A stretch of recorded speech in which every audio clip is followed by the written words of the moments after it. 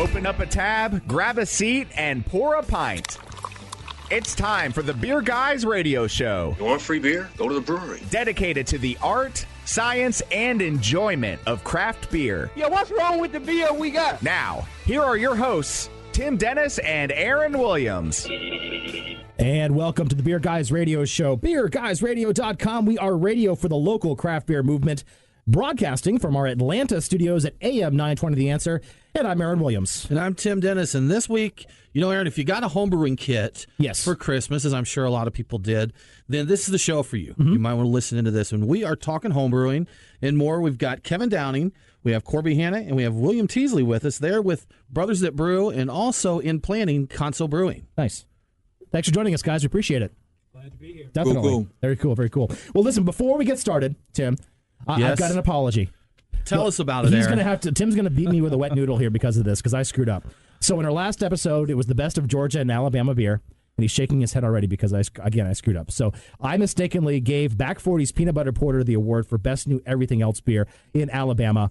I blame my inner Steve Harvey because it was maybe Miss Columbia, but again, I made a mistake. So Peanut Butter Porter, of course, has been in existence for several years, so our real winner is Fairhope's Cheap Sunglasses Blonde Ale. They're the winner of the Best New Everything Else beer in Alabama. So easy to do, Aaron. I mean, it was really close to the cutoff date, that release date. Yeah, like on 2013 one, or something. It's the 3-8. It screws me up all the time. So again, my apologies to Fairhope and everyone else out there. And so but again, the Peanut Butter Porter, still a fantastic beer, so go get you some definitely, of that. Definitely. So one of the great cans of the year. Anyway, what did we do? What did we drink this week? It was New Year's. Yes, indeed. Yes, it was New Year's over the holidays. It was New Year's over the holidays. I'm the so Christmas confused. holidays, the New Year's holidays. Exactly. There's just so many of them. They keep coming at you. Yeah, you and Brian were in my neck of the woods, we actually. did, yeah. We did a little Lawrenceville tour, and we went up there, and we went to Local Republic and Slow Pour. And the plan was to go down and say goodbye to Slice and Pint down in the city. But a flat tire on the Lawrenceville Square kept us up there a little while longer, so we made the best of it. And we went over to Good Word Brewing, had some great beers there. Their Bridges Sour, the Donna Maria, I think it was, Brian. Donna Maria, yeah. The Saison, that's delightful. is really good. Enjoyed a really nice dunkel with coffee, the Honorable, over at Slow Pour. And their, I forget the name of the porter that they had there, Brian. Oh, you're putting me on the spot. Well, I know. It's Hippocratic Oats. Hippocratic Oats, yes. So that was it. And also I got a new beer from Bearded Iris, one of my favorite southern breweries. Was nice enough to have Corey hook me up with a trade, and I got V Fudge, their first stout. Yeah, I was going to say, I've only had IPAs from them. So yeah, so it's really, they do stouts really well, too. So another nice one there. That's good to know. So, so for my New Year's, I broke out some Wales with a Z, as they say. New Year's, I had Cherry Street. I had the Atlanta Beer Society bourbon barrel-aged porter. That's their Oasis Stout with some cocoa nibs on there. Very, very thick, very delicious. Also, Step and Razor from them. I had some Jekyll Secret Apollo as well as a German chocolate Helm's Deep. I cracked it open. I did not sell it on the secondary market, so I decided to. That's too bad. That was a poor decision. So not for me. It's good beer, delicious, right? but it was one of those beers that you have to share. I mean, it's so good, but it's so rich and so chocolatey. 4 ounces is about my limit on that one. Oh, yeah. So it's really good. But it's good to share, so that works out well then. Definitely. How about you, Brian? So I did a couple of things. I also opened a Helm's Deep, but not the German chocolate one. I had the regular Helm's Deep, and yeah, that's a big one. That's definitely. I shared it with a friend, and it took us a while to get through that. Also had something interesting. I don't know if you guys have ever heard of it, but a mulled creek, a glue creek. Okay, it's something that I heard Cascade Brewing House in Portland does, where they basically mull a creek beer and add spices and whatnot to it, and honey, and it was delightful. I did that twice actually over the holidays. So those are kind of my real highlights for beers. The holiday beers. How about you guys? Anything interesting over the holidays?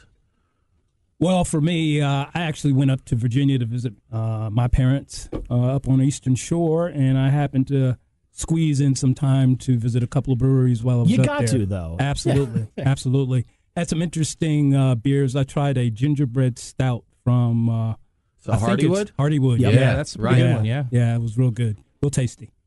Well, and then I was home in Austin, Texas, stopped by this interesting little beer bar called Batch, and they actually had Firestone Walker 21st anniversary blend. They blend all of their kind of really hearty, dark brews. It was fantastic. Nice. Good stuff. Always like that. I stayed local, and when I came in and I saw Gravitational Wave. There you go, man. See, good to go. There's some Definitely. good stuff happening locally, too. Yeah. Absolutely. Yeah, so we're just going to make sure that you don't get any then. We're just going to share Yeah, the rest just of hide it everyone away else. there. How about Right. that? Let's check out, speaking of Grav Wave, let's check out Truck and Tap's beers of the week. Crack open a cold one. It's the Truck and Tap Beer of the Week. Craft beer and food trucks in downtown Woodstock. Truckandtap.com.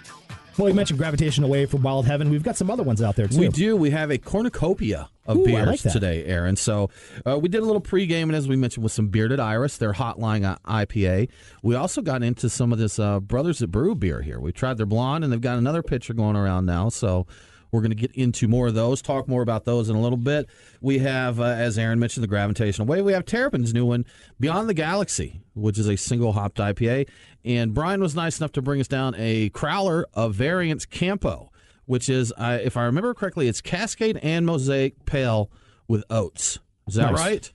You know, I'm not 100% sure. It's one of the C's. Cascade And or one of the Citra. C-hops Probably with Cascade. Mosaic and some oats in a pale ale. There you and go. it's quite tasty. So we've Yes. got Joker and the Thief here from Southbound and several others that we can get into. So many beers. Yeah, we've So got little some good time. ones from Rocket Republic. They were nice enough to give us some barrel-aged beers. Nice, So we're going to nice. get into those. Cool. Well, speaking of getting into stuff, Brian has got this week's headlines.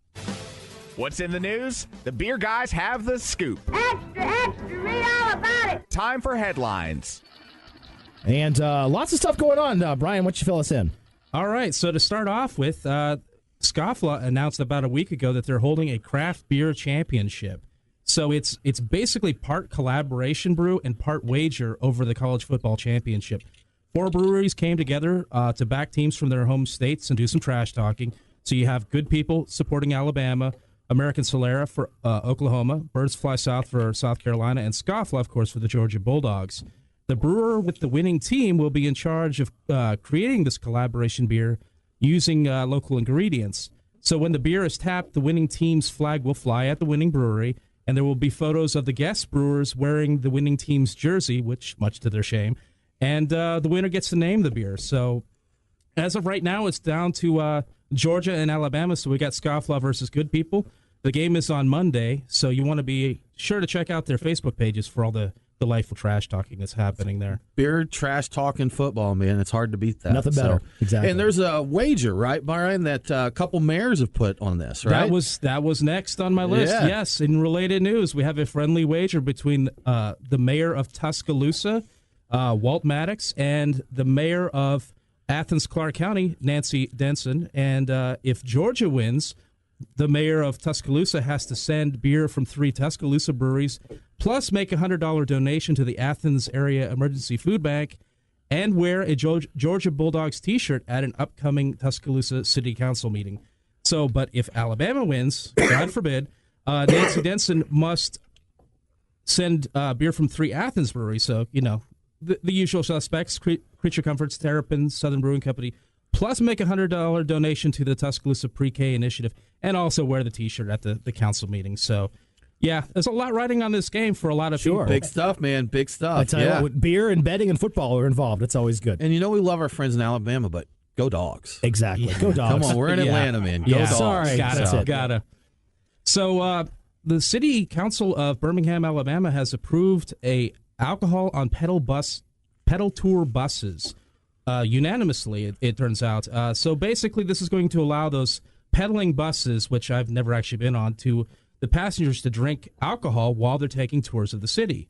Before this, the tour operators were complaining that they had a lot of cancellations because people would book it, realize it was non-alcoholic, and then would cancel because they're like, "There's no way I'm going to do all this No one pedaling." wants to pedal a bus Exactly. around if you're not able to drink. Yeah, Especially Birmingham. beer Yeah. for strength, you know. So these pedal buses will operate prearranged tours on prearranged paths, and they still need to get licenses from the Alabama Alcoholic Beverage Control Board to serve. And of course, the people driving the pedal buses cannot drink while they're driving. So that kind of makes some sense. Well, maybe we can get the mayor of Tuscaloosa over there pedaling around in a There you go. Georgia I like shirt. that. But I like you're that. listening to the Beer Guys Radio Show. We need to take a quick break, but we'll be back to drink some more beer and talk to Brothers That Brew right after this.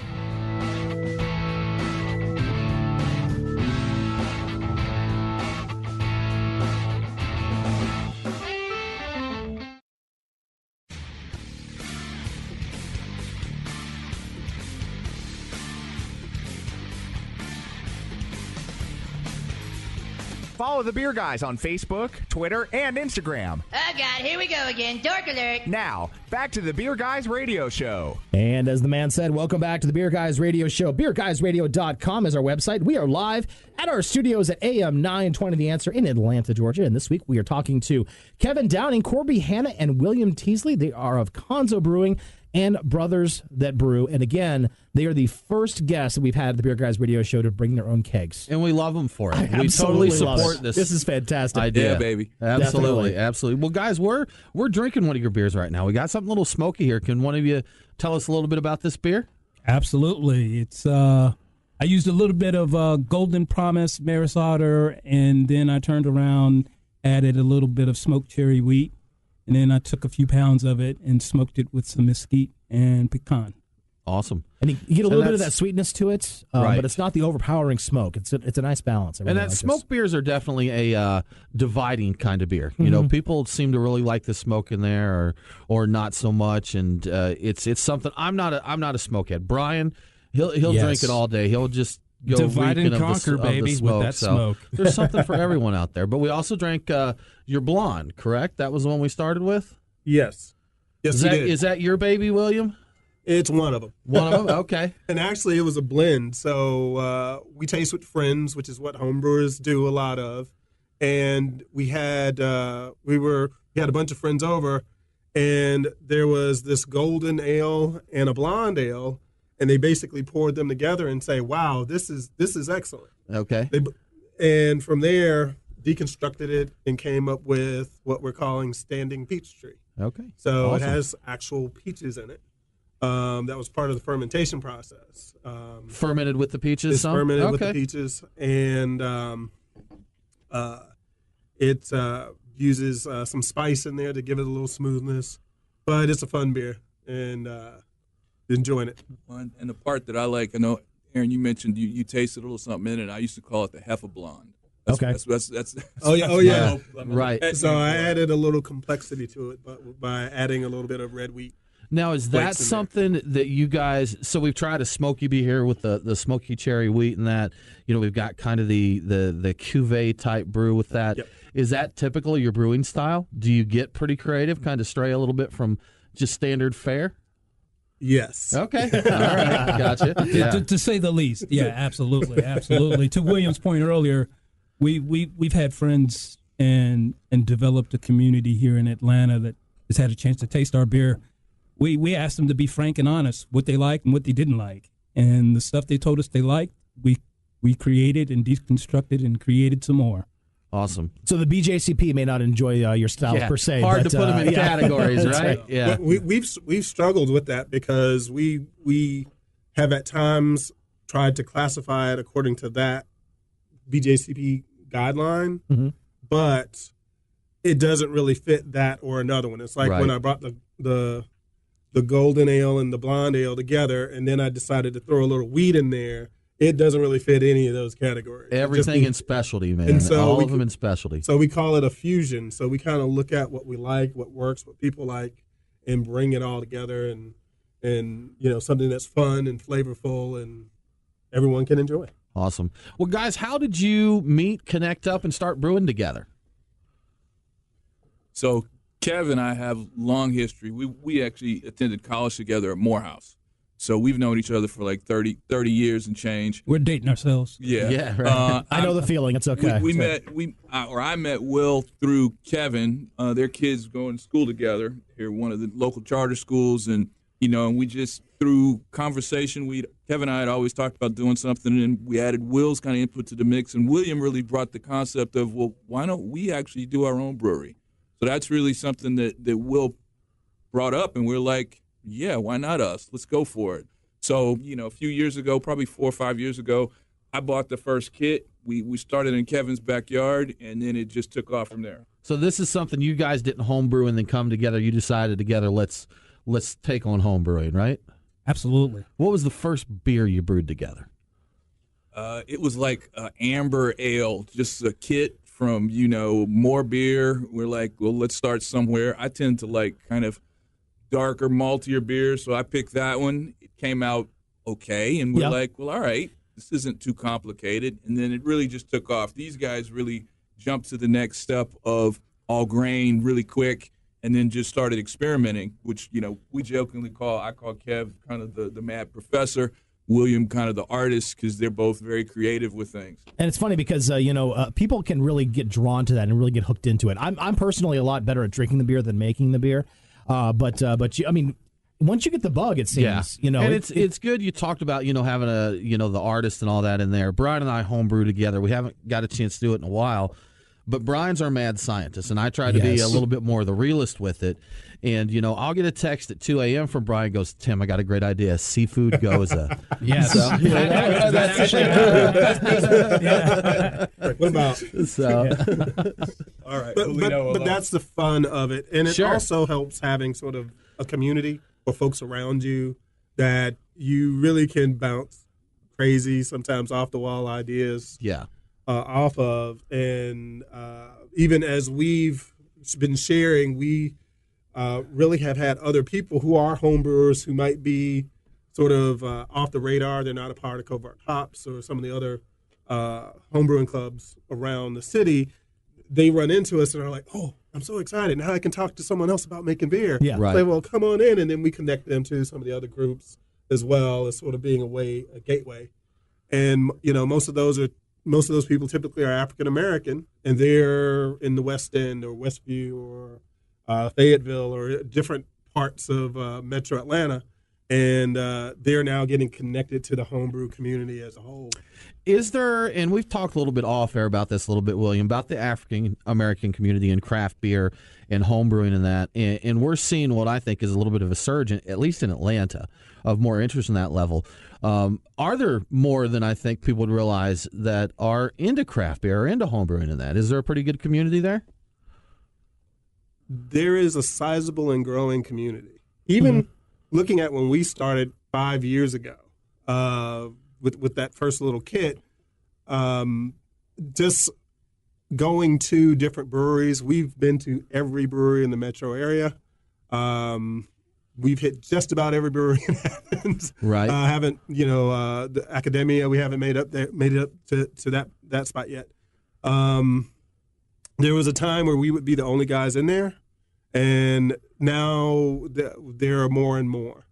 And so people are beginning to come to it, learn as they become part of it, and enjoy it, which is a really cool thing. And you've got, we've got kind of some of the neighborhoods that are being gentrified. And, that's often used as a dirty word. But, Monday Night Brewing put the garage down in the West End. And I've talked to those guys. They put a lot of thought into coming into that community. The brewmaster there moved to the community. He's like, if we're going to be a part of this, we want to be here. And, I've gone down to visit there, and it's always a very diverse crowd at that tasting room. And, we've talked, or William, you also are kind of advising some friend of ours on their startup homebrewy gypsy brewing operation. Yes. We've had Fish Scales here on the show with us before from Nappy Roots, and him and Skinny DeVille are starting up Atlantucky Brewing. Those guys, they've got initiative. They've got gumption, right? I think they're a couple brews in right now. There are a couple of brews in, and the funny part you brought up was the Amber Ale, which is the first one I did down there with Skinny and Scales probably a month or so ago. So it's always that good, safe place to start. Sure. But we started with the kit. We did a couple of extract batches. We took one all-grain class over at Hop City West Side. Oh, yeah. And we just, we were in all-grain all the way from then on. I've taken that class, too, actually. So that's right, a fun place, yeah. Well, I talked to Skinny and Scales before they actually started. And, these guys are like, they went from, hey, maybe we should start a home brewing to like planning out their brewing empire, so they went there. And it's a lot of folks, you do jump in. You get that initiative, that bug bites you. But and I tried their first beer, and it was, I think everybody can say it was okay. It was pretty good. It was like a good beer. First effort. It tastes like beer. That's it. Cool. We're going to take a quick break right now. Coming back with the brothers that brew and Khonso Brewing, Kevin Downing, Corby Hannah, and William Teasley. Beer Guys Radio, beerguysradio.com. We'll be back right after this.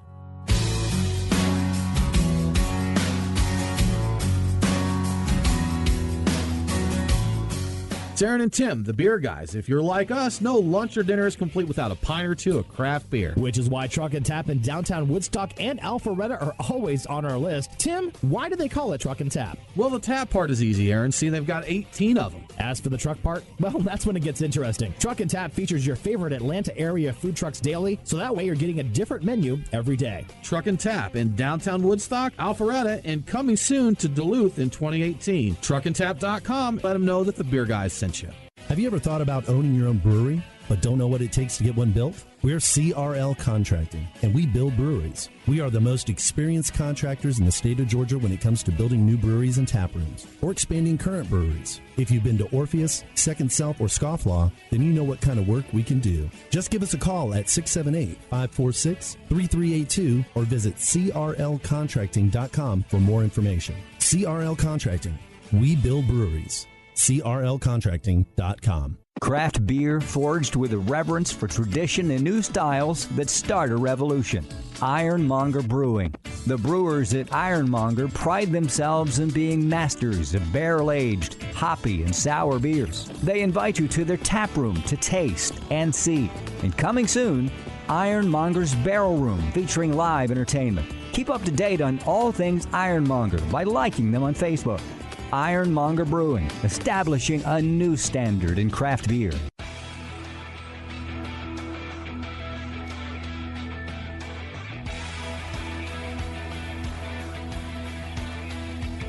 Follow the Beer Guys on Facebook, Twitter, and Instagram. I meant to do that. Now, back to the Beer Guys Radio Show. And welcome back to the Beer Guys Radio Show.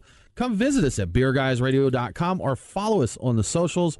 Beer Guys Radio on Twitter, Facebook, and Instagram. So we are talking to brothers that brew in Khonso Brewing. We're drinking their beer, having a good time. But right now, Aaron's got a little info for you on our featured beer. Yeah, absolutely. The folks at Wild Heaven were kind enough to give us a sample of their Gravitational Wave. I believe it's the third year that they've had Gravitational Wave out, but it's the first year in cans.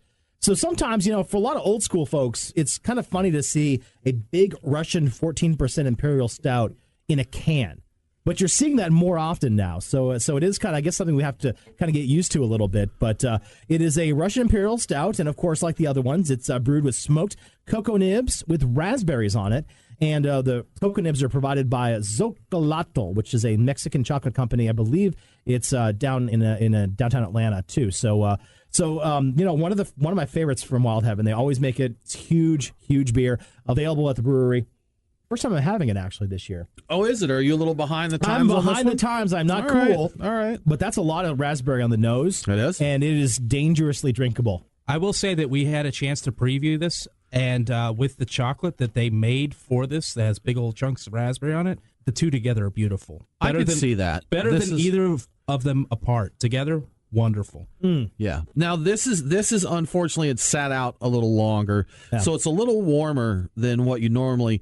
I've had this as well this year, and a couple degrees cooler. I think really pops it, but nice chocolate, nice raspberry, a hint of smoke. We were talking about the smoke, so there's a little wisp of it there with the chocolate and raspberry mixed in. And it may be the temperature of this one, but I am getting a little more raspberry than I have in previous years. So. This one's got a little more raspberry this year. Yeah, so. And I think you guys noted that when you tried it cold, at the brewery, it's right? Still a lot of raspberry. Straight up raspberry, huh? Excellent. Well, no raspberries. Did you here. bring us some chocolate bars? I didn't. Maybe I should go now to There's no pairing? Xocolatl. Yeah, right. we could. What? That's for later. No. There is a special chocolate bar for this beer. Yeah. Yes. Awesome. And again, available at the brewery, so head to Wild Heaven and pick you up some whilst they last. Whilst? Is it whilst? I have no idea. I'm just as I never use the ulst. Exactly. I just wanted to use it today. Go get them while you can. There you go. There you go. Back again, Beer Guys Radio Show. We are here with the brothers that brew. We've got Kevin, William, and Corby in the studio with us. I've been drinking their porter, but then we kind of switched it up again, which I like because, we started off with your blonde, and then we went to the porter, then we kind of went to your session. So tell us a little bit about this beer that we've drank.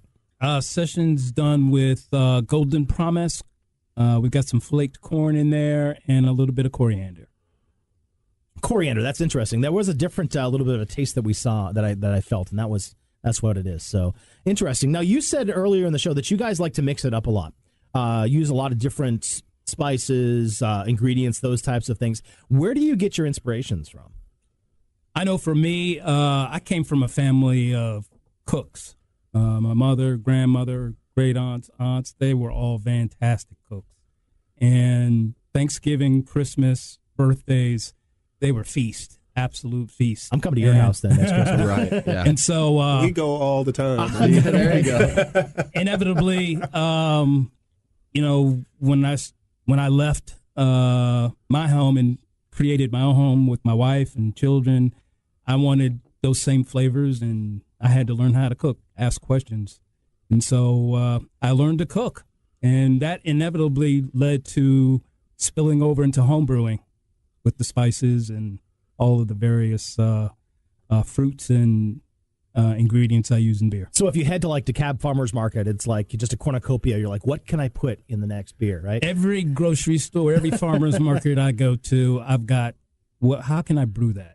That's awesome. Well, that's, there is a lot of tie-in with the culinary side of things, and with food. And I've ate a dessert or a meal, and I'm like, this would make a good beer. Or I've eaten something and thought this kind of beer would go great with this. It's just there's just a huge tie-in there. So, Kev, I don't know if you want to get the example. I mean, real quick, you got your inspiration from your daughter's cooking. What was it she was baking in that one beer you did? Oh, absolutely. She was baking biscuits, and she used rhubarb, ginger, and some other spice she had created. And I love the biscuits, and I asked her, I said, can you recreate the spice mix for this? She said, sure. I said, I want to brew it. So there you go. Yeah. And you can get that biscuity kind of little biscuit malt. Yeah, there you go. Get some spices in there. Go for it, right? Yeah. And another thing is we eat everything. So we are, we try everything. So there isn't like, ooh, I don't try, right. We are not cautious when it comes to culinary styles, flavors, what have you. So we're able to sort of pull out from so many different things, that type of things we like. And I was going to tell a quick story. I remember one time Kev went to the farmer's market and he came back and he had bought some, was it sugar from somewhere? Remember you had it like, I'm going to brew with this. And I was like, did you just see that on the shelf in the store? And he's like, yeah. And I was like, oh, okay. Yeah. We just went ahead and used it. And that's kind of how we go. I'll go to a farmer's market. I've been in Sevenanda, smelling the boxes of herbs and spices. Yeah. And people are walking by like, what are you going to do with that? It's like, I'm going to put it in beer. A lot of people there are buying the herbs for teas. Yeah. And not even thinking that there's this whole, I was like, hey, gosh, beer's not that far away from that. That's Brian had the idea to do a lavender vanilla mead.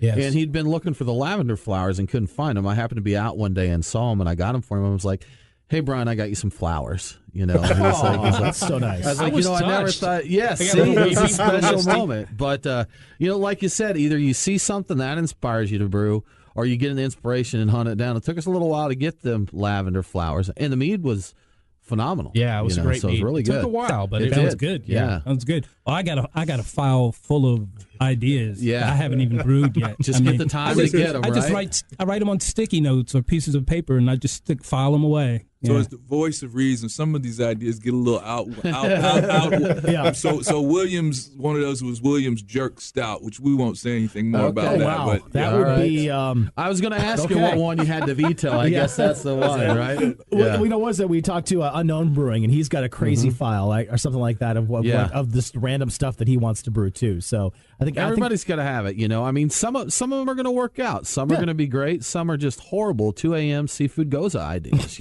So that might be awesome, actually. It might not, too. I'm going to wait for someone else to make that here. Okay. Yeah. You guys should make that. Let us know. There you go. So, guys, for the new homebrewers out there, we do want to give them some tips and tricks and that. What are your personal, let's say you started off or, let's say before that first batch, before you brew the first batch, what is something that people may miss they need to take care of? I would think, for the most part, you absolutely, you've got to clean and sanitize everything. I'll share a quick story. But before I had the space I do now, I was actually using a room in the house as part of my brew house. Right. Okay. And I had a a freezer converted to a kegerator, and 2 a.m. in the morning, I hear a psh, psh. Didn't know what it was. My dog stood up. She didn't bark, so I didn't think about it. Woke up the next morning, and we originally had carpet throughout the first floor of the house, and it's squishing as I'm walking to let the dog out. Always a good sign, right? Couldn't figure that out. I was like, wow, what's going on? Turns out I had a keg and I had something pop, and unfortunately filled up kegerator and spilled out over into everything. And part of the problem was the bottles and the kegs I was using weren't sanitized. Okay. So sanitized. Always clean. So part two, to add to that, I would say, temperature control as you're going into your fermentation phase. I had pretty good temperature control in one location, and I moved to another place where I couldn't. It was in the kitchen. It was kind of hot, and my beers started not turning out quite like I wanted. And in addition, just making sure, aside with cleaning, that your equipment is in good working condition. So like your tops close and are airtight, and everything kind of works. So those are my two. Awesome. We're going to get William's tip in a minute, but we need to take a quick break. You're listening to the Beer Guys Radio Show, and we'll be back right after this.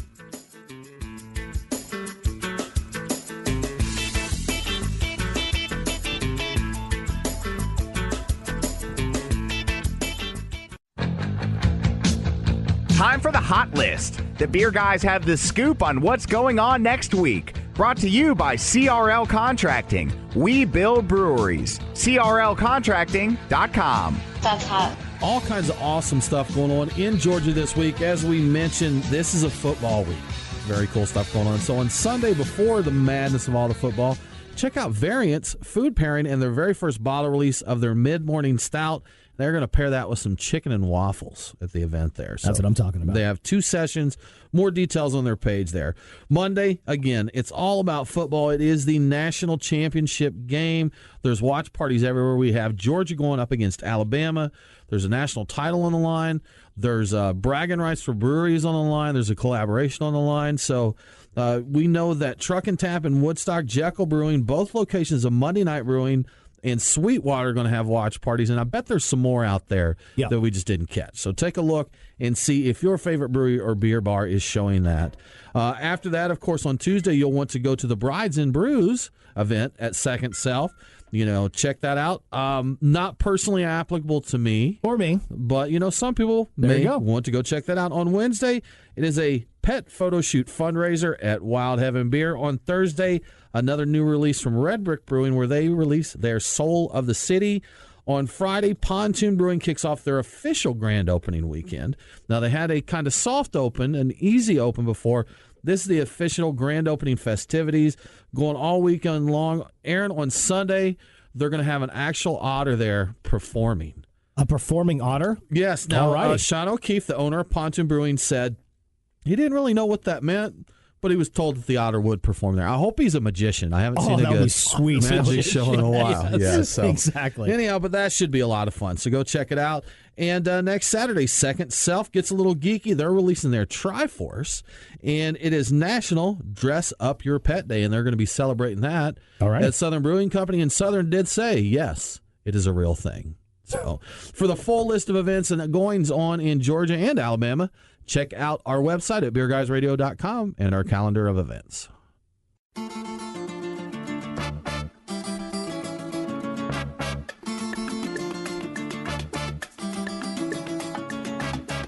Follow the Beer Guys on Facebook, Twitter, and Instagram. You passed out cigarettes for a smoke-a-thon on Earth Day. You installed speed bumps on the handicapped ramps. And most recently, you dumped 100 pounds of meat on a peaceful vegan protest. Oh, come on. That was way more than 100 pounds. Now, back to the Beer Guys Radio Show. And welcome back to the Beer Guys Radio Show. BeerGuysRadio.com is our website. We are hanging out with William Teasley, Corby Hannah, and Kevin Downing, brothers that brew, and Khonso Brewing. So, guys, thanks a lot for joining us today. We cracked open a good one from Rocket Republic. We did. So we got into a Rocket Republic brew. We got a few of their barrel-aged beers. We are drinking their Dickel Barrel Quad. Dickel Barrel Belgian I Quad. was going to say it's a 4 segment, so be careful. It's the Dickel Barrel. Okay. Have you guys seen my Dickel Barrel? We're a family show. It's over there full of quads. That's right, yes. But this is really tasty. This is a nice Definitely. quad. Like we said, we're a fan of their brews over there. I'm telling you what, we're here at, again, I'm talking to the guys from Brothers that brew in the Khonso Brewing. I can't get enough of their porter, their smoked porter. Liking that? That's good. I'm going to get a straw and just open that growler. I'm not letting William off the hook here. When we went that's to right. break, We were, yep. We want your brewing tip, William. Oh, that's right. That's right. Did you spend break time thinking about it and Yes, plotting it out? I did, as I was not drinking anything during that little period. But it was strongly suggested that I also mention recipes. Yes. So that you actually started with a blueprint. And we got a lot of help as we started from other homebrewers, but also the crew at our brewery supply shop, which is Hop City West Side. Brad, Craig, Sarah, that whole crew over there has helped us craft a lot of excellent recipes, just sitting there and talking with it and talking through them on it. So, just get a recipe, follow it. As you get better at it, you're able to sort of innovate from that process, but your recipe is going to be your guide. And I do want to give a shout out to Hop City, too. They do have those classes that you can take. If you just got a brew kit for Christmas, for example, and you have no idea what to do with it, go to Hop City. They do have classes, and it's pretty easy. My dad and I took it a couple of years ago, and kind of gives you the basics, and you're like, kind of gives you a like you said, a blueprint of what you need to do and the steps you have to do, because if for someone who's not a scientifically minded person like myself, it can be kind of daunting a well, So they do a beginner's class and then an advanced, and I saw they've even got a cider making class. Yeah, they've added cider making. If that's your thing, so awesome. That's it's a lot of fun, man. So much you can do. There you go. Trying to throw the names in. Yes, we keep going. So we've been talking a lot about your home brewing days and those types of things, but Khonso Brewing is a fairly new concept for you guys. Tell us about what's going on with that. So, right now we're basically preparing to do contract brewing. That's going to be our launch into the Atlanta market. Okay. I guess I can speak to who we're working that with since we have a contract signed. Can I do that? So we're working with Left Nut Brewing up in Gainesville. They're actually going to be brewing our beer. We're going to be coming out with 30-barrel batches, probably of both what you tasted tonight, the blonde and the porter. We're looking to start that somewhere here in the latter part of the first quarter, early second quarter. So we're also working on getting signed up with a distributor. We've actually got a contracting process right there. And then we've got about 40 accounts that we're looking to place ourselves in that we have relationships with. We're kind of in-town guys. Yep. So probably somewhere in and around sort of Old Fourth Ward, Grant Park, that kind of in-town area, East Atlanta. Probably within a 3-mile radius of that is where you're going to find us on taps and in restaurants come into first quarter, early second. And then we've got sort of a phase 2 and a phase 3 plan. Phase 2 is to get our own tap room, small tap room started. So we're starting to actually raise funds for that. And then long term, probably a year plus out, looking to have a production brewery. So that's our sort of 1, 2, 3 baby steps type of a thing. Yep. And so I've got a question here that I've never really thought of. So if you guys are contracting with a Georgia brewery to brew your product, can you have a tap room without brewing it there? Is that able to be done under current laws? My mind is blown. Am I asking the tough questions? That is a here, tough the question. Tricky questions? He is asking the tough question. The answer is yes, we can. But if you look at how Monday Night separated the garage from their brew operation, right? The garage is a separate entity. Okay, gotcha. So, and ultimately, the goal of the contract is to transition to our own production facility. Right. Mm-hmm. But a smaller footprint, a smaller space allows us to do smaller batches, for a much tighter local market.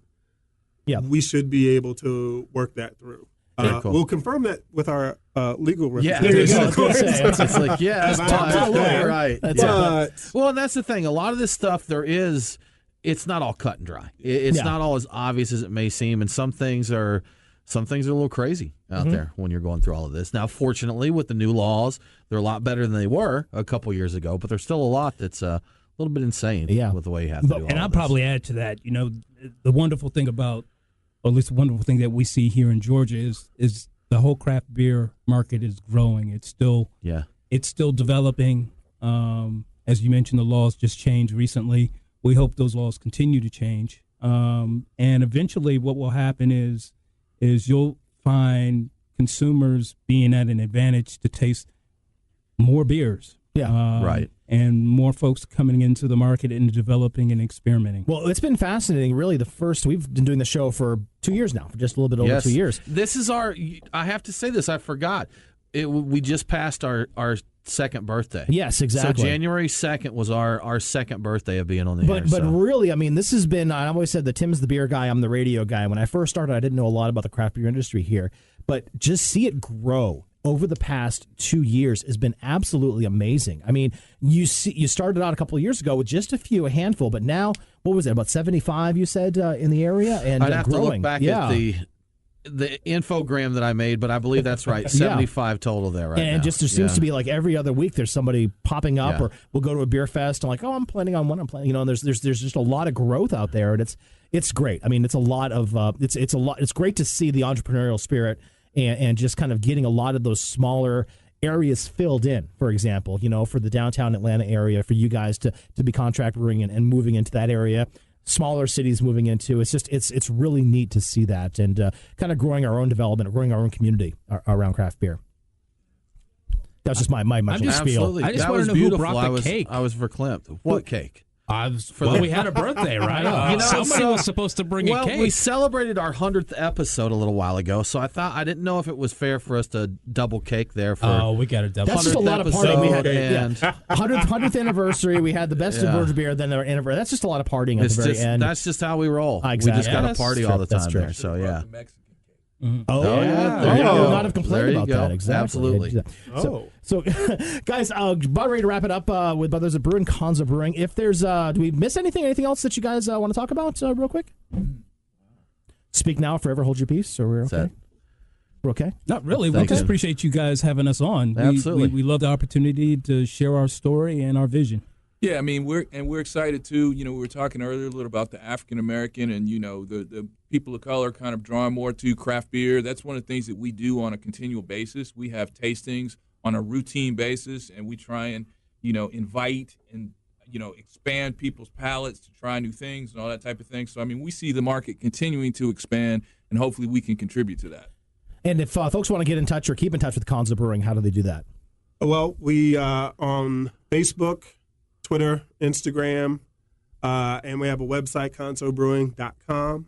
And one of the things I wanted to add, I wanted to give a big shout out to the Atlanta beer community. We have been to every brewery. We've talked to the brewers. We've talked to owners. They have shared their stories, their journeys with us throughout the entire, our entire process around sort of going in this direction. And it's a testament that so many really want to see a very strong beer making community in Georgia. Absolutely. And they're not trying to keep others out. They're actually excited to have other people add to the quality that's already here. It's an exciting time for Georgia beer. It really is. So there's lots of good and across the stuff Southeast right now. too. Absolutely. Exactly. Cool. Well, guys, Brothers of Brew, Khonso Brewing, thanks so much for joining us today. We appreciate it. Cheers. Thanks. Cheers. Thank you. All right, now it's time, Tim. Giveaway to giveaway. Oh my gosh, Aaron, I don't know. Are you caught lost? me off guard. I did. I hate when that happens. I have that Brian in the headlights look. That's okay. So the Hang winner, on. our winner this week, and the giveaway that we give away is Eric Olson. Nice. So Eric, thank you so much for subscribing to This Week in Georgia Beer. Drop us an email to beerguys@beerguysradio.com. We'll get you a swag pack out. And Aaron, if folks want to get in on the fun, how would they do that? Just visit beerguysradio.com. Sign up for our email list This Week in Georgia Beer. Tim does a great job with it, and you'll get a weekly newsletter with what's going on in Georgia Beer. You'll also be entered to win our weekly swag pack, and my office runneth over of swag, so I want to give some away. So next week we're going to be talking to SweetWater Brewing and more about their partnership. They have got Second Helping, and they're working with the Giving Kitchen, and a great cause and some good beer. So we'll be talking to them about that. We will. It's going to be a good time. Should be a good time. Craft beer doing good things, which we always like. Check us out at beerguysradio.com and on the socials. We're there all week with all your beer information and news. And don't forget to drink local. We'll talk to you next time. Cheers.